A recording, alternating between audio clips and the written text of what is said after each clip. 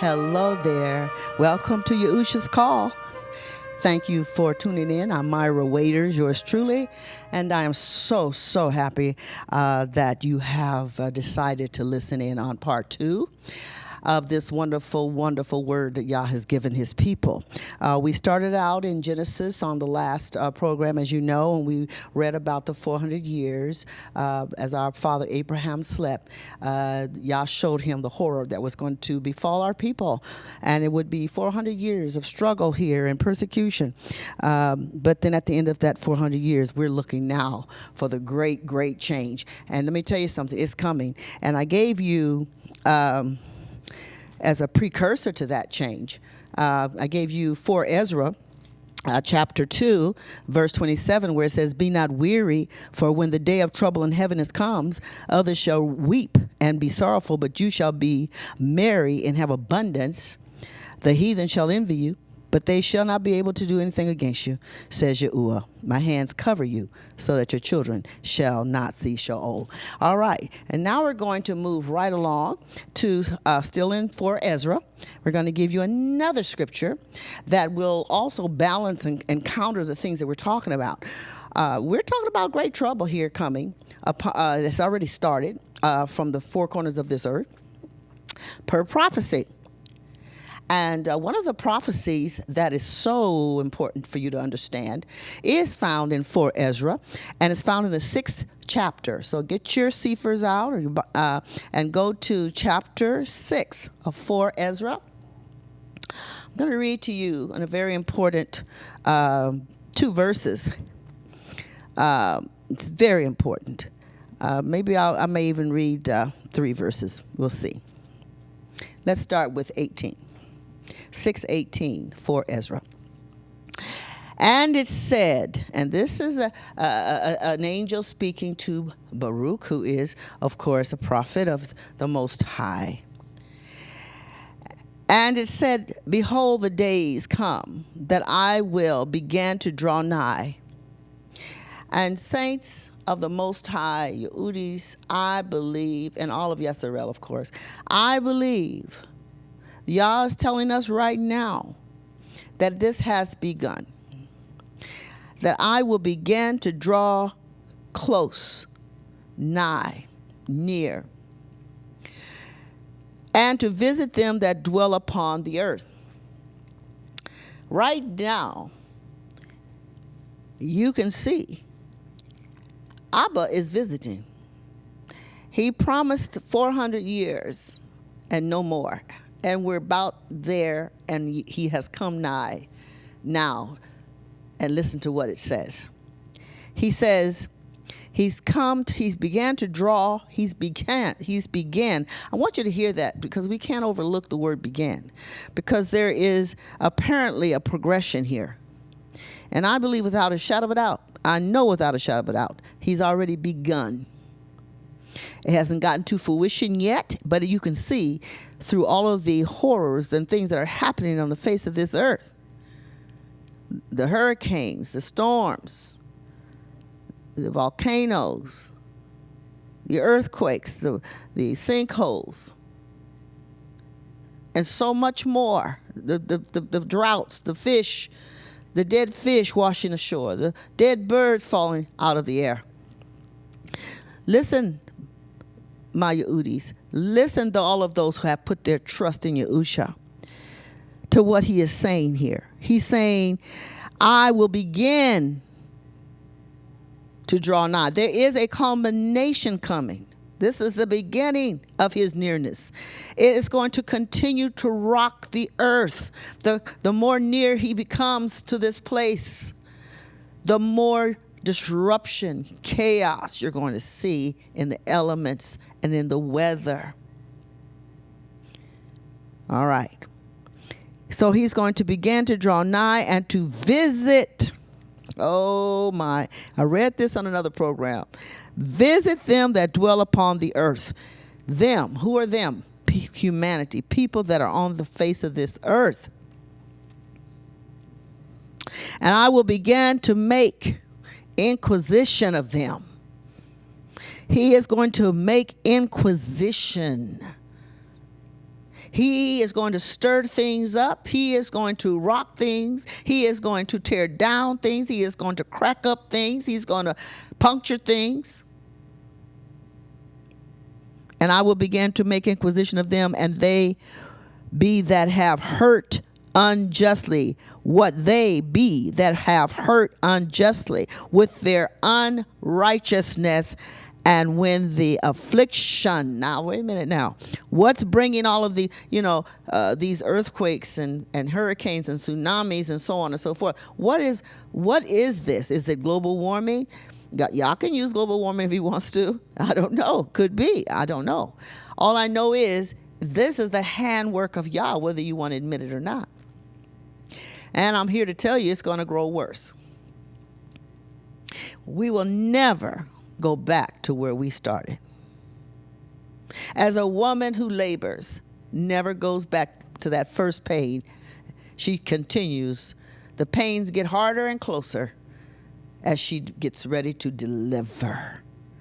And so shall it be in the end times, per Yahusha. Now listen to this. And to visit them that dwell upon the earth, and will begin to make inquisition of them, what they be that have hurt unjustly with their unrighteousness. Unrighteousness has not only hurt Yah's people.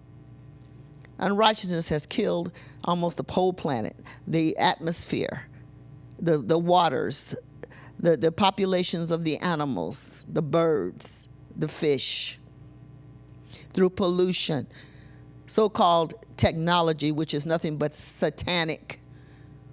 It's satanic.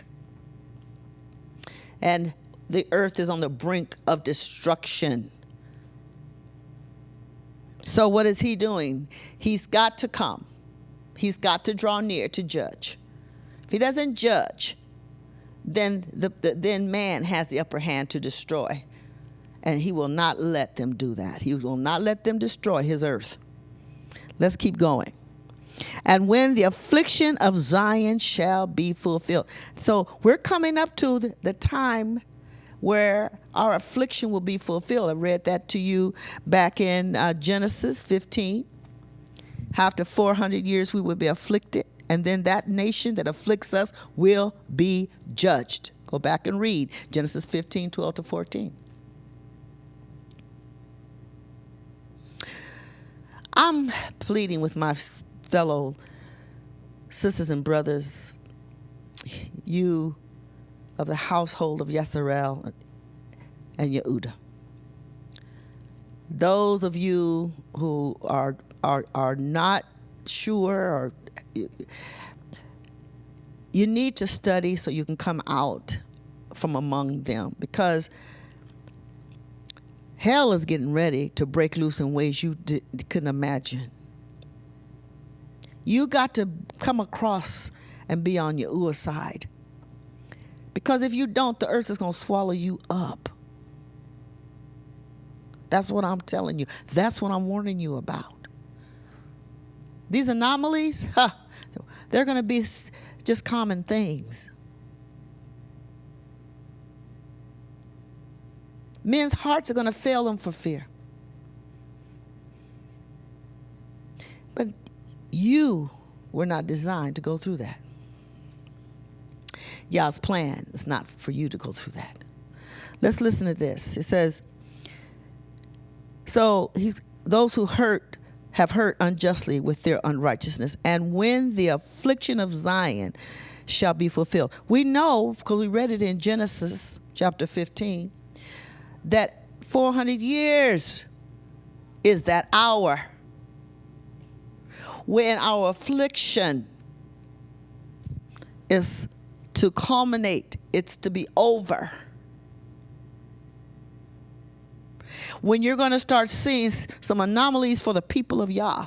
You're going to see some prospering. You're going to be seeing some joy. You're going to be seeing us getting jobs when nobody else is getting them. You're going to see us being promoted when there's nobody else to promote because they're too strung out on drugs. All of you that hear me from prison, Yah is going to shorten sentences and bring you out. You're to come out and help your people.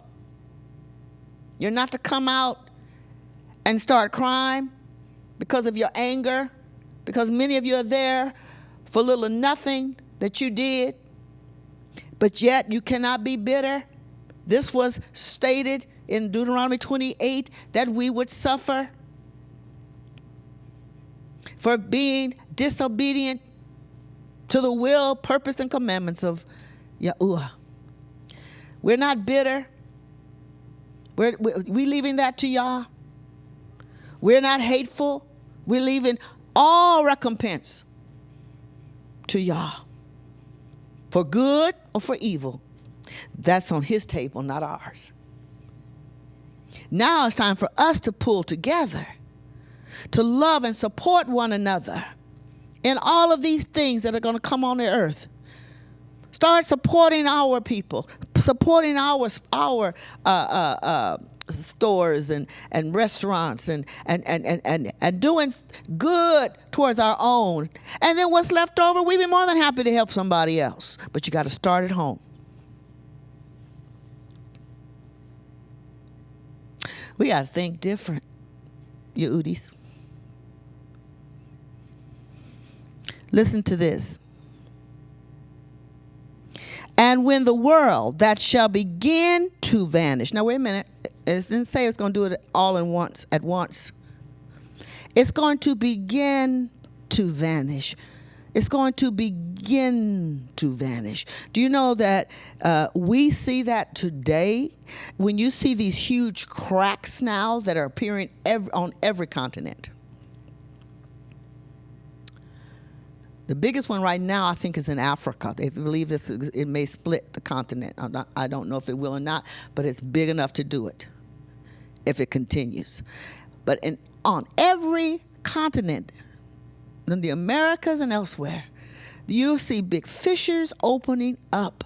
And we don't know. We don't know how long this place will be here the way it is. See, Yah is going to get the credit. It won't be man. It will be Yah, because this is his earth. And man can do nothing outside of his will. Do you hear what I'm saying? So listen to this. It will begin, just like he says in the 18 verses, he will begin to draw nigh. It says in 20 that the world shall begin to vanish away, little by little, piece by piece, crack by crack. Ocean, water's drying up. Ocean's polluted. Water's polluted. Land polluted. Forest fires. Fires everywhere. This is a sign to you. This is a sign to not only Yehudis and Yisraelites, but this is a sign to those nations that if they would hear the word and stop their evil ways and ask for salvation, Yah is just to forgive them and save them. So how are we going to continue to worship a image that is not the true image? To speak the name that has not been given before we understand, is it going to be too late? My prayer that is not too late. Listen to me. This earth is vanishing away. And when it's finished, listen to this, shall be finished, then I will show these tokens. What do these tokens mean? I will show these signs. When it begins to vanish, I'm going to show these signs. You got to put that in that order.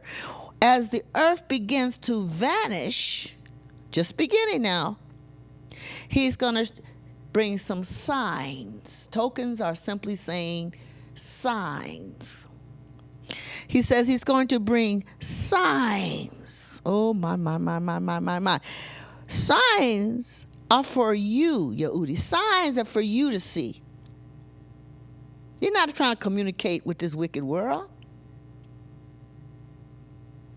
The only thing Yah is communicating to the world is destruction. Now listen to this. begin to vanish away shall be, let me start again. And when the world that shall begin to vanish away shall be finished, then I will show these tokens. Here's the tokens. The Sephirim shall be opened before the books, shall be opened before the expanse. We can get into that another subject another day. The expanse. And they shall see what? All together. All together. Don't sound like a ball, does it? All right, I want to get into the flat earth thing, but listen, there's going to be like movies shot, and everybody is like sitting in the same theater going to see these tokens in the heavens. They're going to see it all together. So I'm going to stop right there. These tokens, we're going to see it all together, but everybody won't accept what they see. It doesn't matter. They're going to show. And we're going to know, Yehudis, that Yah is coming for us. We'll know. We'll have that inside of our spirit. You got to be born again. You've got to have the Ruach. You've got to have the set-apart one residing in you, or you won't know much of anything. I commend and I recommend, and I tell you, Yah didn't recommend it. He commanded that we be filled, overflowing, rivers of water, living water, running forth. That is the Ruach, the baptism of the Ruach HaKodesh. You've got to have it. It's not a choice. If you love him and he died to give it to you, you'll receive it. Now, I'm going to move over to 4 Ezra, the 6th chapter. All right, so just go over a little bit. I'm sorry, I got that one already. Yeah, 6th chapter. Oh, I'm already in there. I'm sorry, Baruch. 2nd Baruch. All right, let's go to 2nd Baruch, please. And we're going to start with chapter 12. And we're going to go as far as we can in the next 2 programs. I'd like to try to get at least to the end of 13 if possible. We're going to try. I'm going to start right now in it because this is still the same subject. And this is same I'm developing here. So make sure you see number 1 session. This is number 2. This is number 2. I'll put my hands up. And then next one will be 3. I haven't titled it yet, but you will see a title by the time you get this teaching. All right. Let's go. It says 12:1. Baruch 2. Baruch. That's not a peace sign or anything else. That's just 2 Baruch. Okay. All right. Verse 1. But I will say this as I think, and I will speak against you, O land. Now we're talking about judgment here. We mention all the things that are inclusive in judgment that has come upon this earth, even as I speak. Even as I speak right now, there's tragedies, chaos happening all over this earth. There are so many dying. And by the way, don't brace yourself to be at peace when you hear about the deaths of our people. Unfairly, whatever, locked up, shot, whatever it is, stop letting it mesmerize you and getting you angry. That's what Satan wants. He wants you to be angry. You can be indignant, holy indignation. There's nothing wrong with that.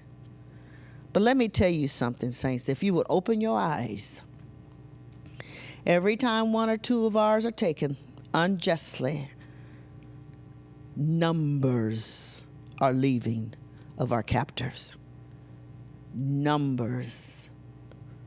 Just like it was in the day of Moses, when the plagues affected Egypt the way it did. They were at a place of peace in Goshen. We are at a place of peace because our Father has come to make inquisition. Read that again, 4 Ezra 6:18-19. Now, worship him. Obey him. This is a time to get together and support and love each other, for they shall know them. He was talking to Yehudis. They shall know you by the love you have for each other. And I'm seeing it awakening. I'm seeing young Hebrew Israelites, Yehudis, coming to the rescue of women and children, and starting to wake up to take care of their families, their wives, their children. It's beautiful. Keep that going, because this is part of the waking up. We were just separated from the love of family and nation. But now Yah's bringing us back together. It starts in the heart or the mind as we're being transformed into that nation again. Let's go now back to our scripture in Baruch, to Baruch. It says, I will speak against you, O land, which are prospering. The noonday does not always burn, nor do the rays of the sun constantly give light. Your blessings will not last forever. In fact, they're being disrupted right now. How long do you think we can continue rebuilding after all of these storms and earthquakes, tsunamis, you name it, and it does not hit the economy? He says noonday don't always burn. No, sometimes it rains at noonday, don't it? All kinds of different weather can be at noon. It doesn't mean that the sun has to be burning, even though that is the norm. He says this also, the sun doesn't always constantly give light. No, it doesn't, because sometimes the clouds come there and you can't see the sun. But listen to this. Do not expect and hope that you will always be prosperous and rejoicing. Listen, that's what some people, our captors, thought. That they would always be on top and we would always be on the bottom. But oh, honey, that pancake is flipping now. Do you hear me what I'm saying to you? Stop expecting things to just be good and go on as usual, because they're not. They have not in a while, and it's going to get worse. And be not greatly uplifted and boastful. Oh, high and mighty, huh? Oh, you're better than the rest. Oh, you're supreme. Well, those that are highest fall the furthest and hit the hardest. Those that are the highest fall the furthest and hit the hardest. And that's happening right as I speak. For assuredly, in its own season, when Yah gets ready, when it's time, shall the divine wrath awake against you. Yah's wrath has been awakened, saints, against this nation and nations across the earth for its wickedness and unrighteousness, its cruelty, its barbarism against his people, and against the elements, against his earth. They've done some horrible things to this earth. They've done some horrible things that our father Abraham saw back in Genesis 15. You have to see some other programs to get some of that. I'm not going to take time today, but horrible things. Which now is long suffering, is held in as it were by reins. So Yah, as if by reins, was holding back. He was holding back his wrath against those who have held us in bondage for these 400 years. He ain't holding them back now. He's loosening them reins because it's a process. It's a process. He's been holding back this wrath. Now, you might think this is the great tribulation. You haven't seen. That's coming later. Oh, yeah. But this is that time of visitation when he is making inquisition upon this earth to those who have harmed this earth and his people. 5th verse, and when I had said these things, the prophet Baruch said, I fasted 7 days. And when it came to pass after these things that I, Baruch, was standing upon Mount Zion, and lo, a voice came from the height and said unto me, and I have heard a voice. I've heard that angelic voice from on high. It'll make you quake because it holds the truth of the Most High. Lo, a voice came, the height, and said unto me, stand upon your feet, Baruch, and hear the word of Yahuwah, because I don't care for the Elohim. I'll tell about that another time. So El just means God, so I'll say Yah or Yahuwah. 3, because you have been astonished at what has befallen Zion. Because Zion, this is the judgment upon Zion at that time, that Baruch has been stirred and quaked in his boots and suffered because of the loss of his people, the loss of what they once had, because they had to be what? We had to be chastised. But he says, stand on your feet. You shall therefore be assuredly preserved to the consummation of the times, that you may be for a testimony. So this prophet, though he is grieved because of what's coming upon his people at that time, because of the judgment of Yahuwah on the people of Yahweh, not Yahweh, Yahuwah, okay, that he is very, very sad. So we're going to complete this next time. Tune in to 3. Don't forget it. Until next time, go with Yah. He goes with you. Come back for 3. Take care. Bye-bye.